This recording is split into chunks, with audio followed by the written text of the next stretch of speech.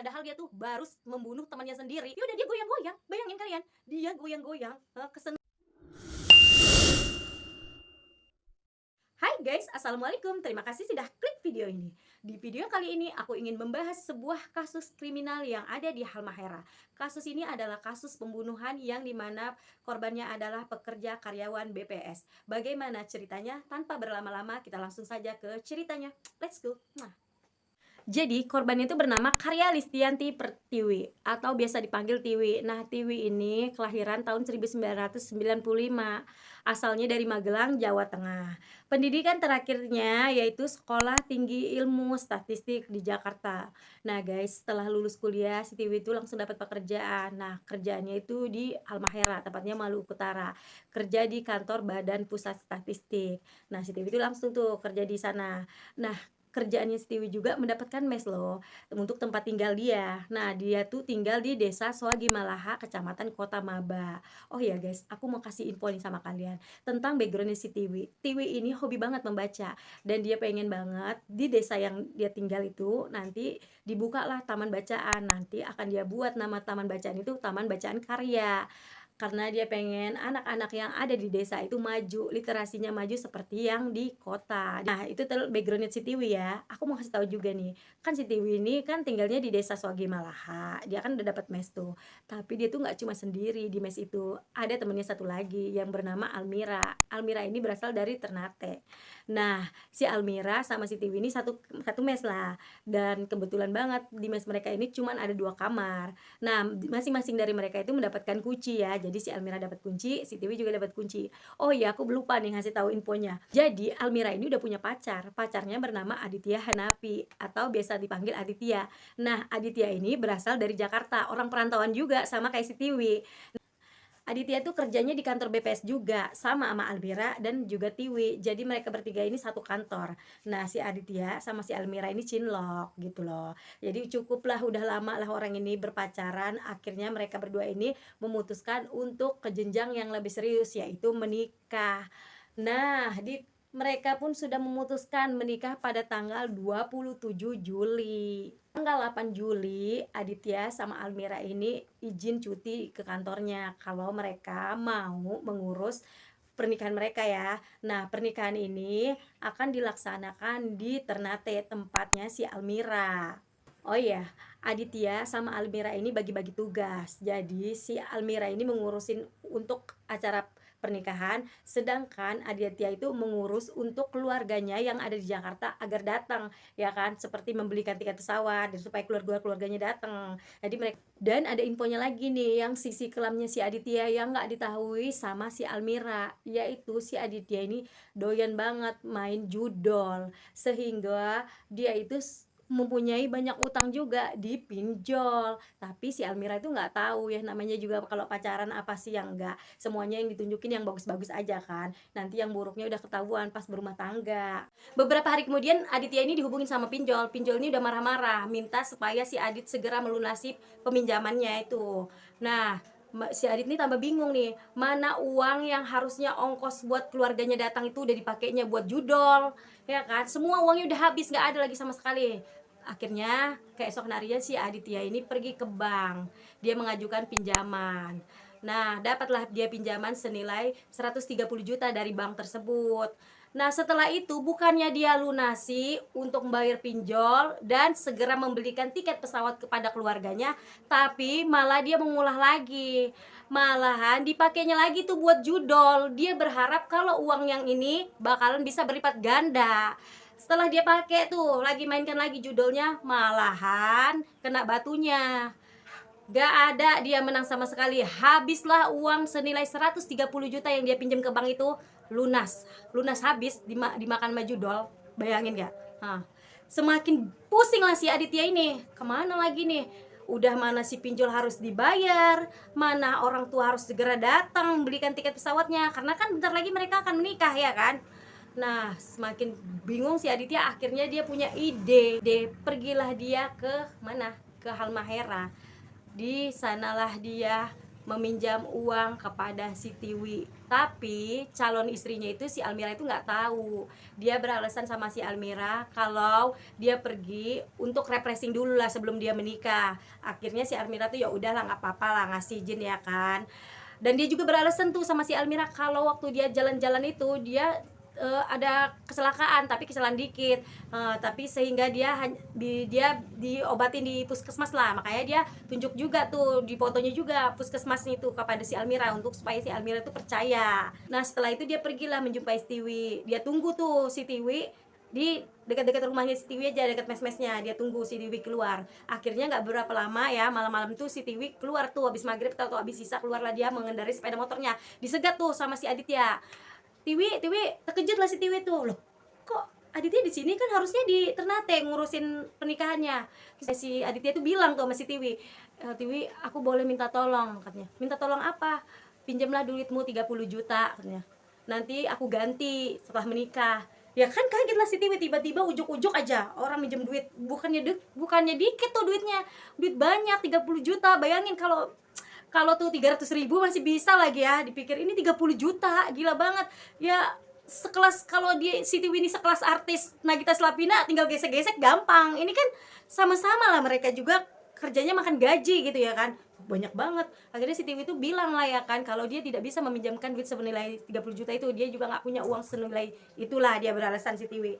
Nah setelah itu ya kan si Aditya mendengarkan kalau alasan penolakan dari si Tiwi. Si Aditya tuh diam lah itu. Abis itu Tiwi pergilah ya, pergi. Dia kan karena memang mau keluar, ada yang mau dibeli lah apa. Si Aditya tuh berpikir kotor, dia tuh nggak percaya sama yang diomongin si Tiwi. Nggak mungkin seorang Tiwi nggak punya uang, karena dia nengok backgroundnya si Tiwi ini kayaknya anaknya tuh rajin menabung ya kan. Terus dia dengan penampilannya nggak berlebih-lebihan. Itulah dipikir si Aditya. Akhirnya si Aditya masuklah ke rumah mesnya si Almira dan si Tiwi. Kenapa kok dia bisa masuk? Dia menduplikatkan kunci, ya kunci mes orang itu diduplikatkannya. Masuklah si Aditya ini, tapi dia masuk ke kamarnya si Almira, dia bersembunyi lah. Nah beberapa jam kemudian Tiwi pun pulang ke mesnya, tapi dengan posisi si Tiwi ini tidak tahu kalau si Aditya bersembunyi di kamar Almira, bahwasanya si Aditya ini memantau pergerakannya Tiwi. Nah Tiwi pun melakukan aktivitas seperti biasa ya kan, setelah pulang dia pun tidur. Tapi si Aditya ini nggak langsung mau menyergap si Tiwi. Dia takut kalau nanti dia masuk ke kamar Tiwi, maka Tiwi akan berteriak dan akan menimbulkan kegaduhan ya kan, ketahuan tuh sama tetangga-tetangga yang di mesnya itu, lingkungan mes. Malah makin bahaya. Akhirnya si Aditya ini menunggulah kesempatan itu, nantilah aku lakukan itu katanya. Tunggulah sampai ke besok harinya. Nah, keesokan harinya si Aditya ini mau nih segera melakukan aksi dia.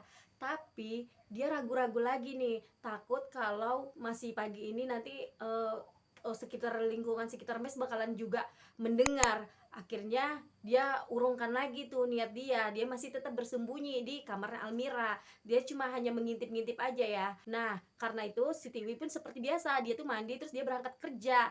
Nah di sore harinya si Tiwi pulang kerja, dia berpikir lagi, dia masih ragu-ragu lagi nih si Aditya.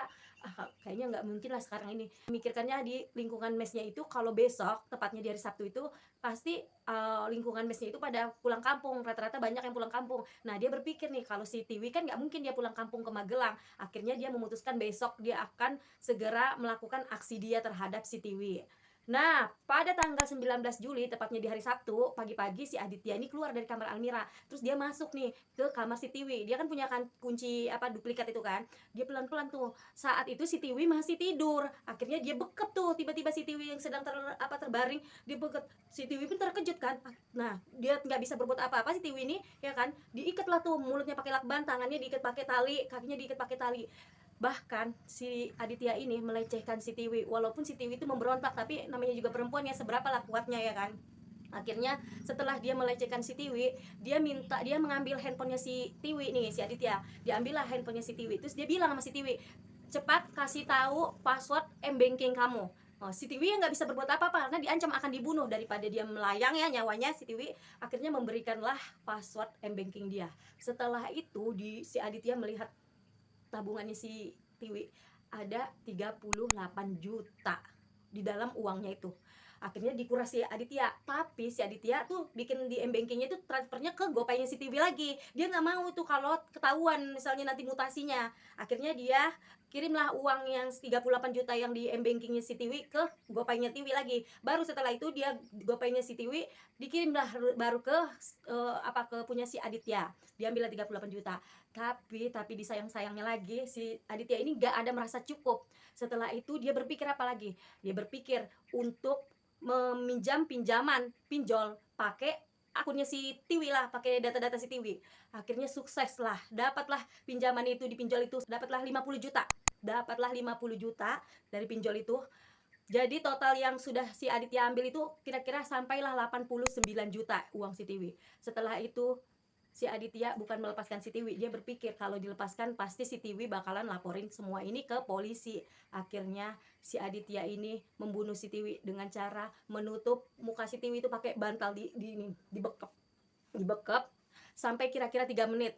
Akhirnya pertama si Tiwi ini ya berontak lah ya kan, lama-kelamaan dia nggak tahan juga ya kan, akhirnya lemas terus akhirnya meninggal. Tapi si Aditya nggak percaya juga itu kalau si Tiwi sudah meninggal. Dia tuh sampai bahkan searching di Google mengetahui orang yang udah meninggal apa belum. Maka dia ulang lagi tuh, wah padahal si Tiwi udah meninggal, dia takut kalau si Tiwi cuma pingsan. Diulangnya lagi sampai 10 menit. Akhirnya si Tiwi itu udah memang meninggal ya, meninggal. Sebenarnya dia udah meninggal dari yang 3 menit, tapi karena si Aditya ini merasa dia takut kalau misalnya si Tiwi ini belum meninggal, entah pingsan, dibuatnya lagi tuh, terakhirnya udah meninggal. Baru udah dipegangnya nadinya apa-apanya semua memang yang udah meninggal. Setelah dia tahu si Tiwi meninggal, dia biarkan di situ, dia ambil laptop Tiwi sama 2 handphone Tiwi. Terus dia pergilah keluar dari rumah Tiwi ya kan. Nah, setelah itu si Aditya membuat laporan ke kantornya Tiwi, buat laporan kalau si Tiwi ini minta izin lah, cuti izin selama 5 hari ya. Ada urusan mendadak, harus pulang ke Magelang, minta izin cuti selama 5 hari. Dipakai HP-nya si Tiwi, tadi kan dia bawa tuh ya. Habis itu dia juga buat status-status di handphonenya si Tiwi ya. Kayak status-status tuh bilang kan kayak putus asa, terus kehidupan, kayak misalnya jadi seolah-olah si Tiwi ini nanti kalau ketahuan dia meninggal ini, dia itu bunuh diri gitu. Si Aditya membuat seperti itu, ide seperti itu. Bahkan tuh dia masih membalasi chat-chat yang teman-temannya si Tiwi, yang ngechat-ngechat itu dia balasin itu, dia supaya nggak ketahuan kalau misalnya pada hari itu dia dieksekusi gitu kan. Tanggal 25 Juli si Aditya itu membuang handphonenya si Tiwi ke 2 danau ya. 2 danau masing-masing kan handphonenya ada 2, dia buang. Juga laptopnya juga dibuang, tapi cas handphonenya dia tinggalkan di dalam masjid sama si Aditya. Nah, setelah itu di tanggal 27 Juli 2025 ya kan, si Aditya itu dengan tidak merasa bersalahnya, dia nggak ada ngerasa takutnya, dia happy mau nikah.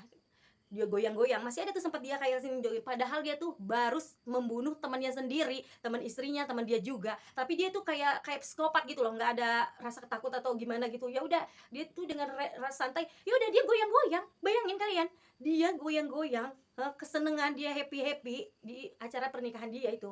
Ya udahlah, terlaksanalah acara pernikahan dia tanpa mengetahui ya kalau apa yang telah dia buat sebelum acara pernikahan itu, membunuh temannya sendiri yaitu si Tiwi. 2,000 years later.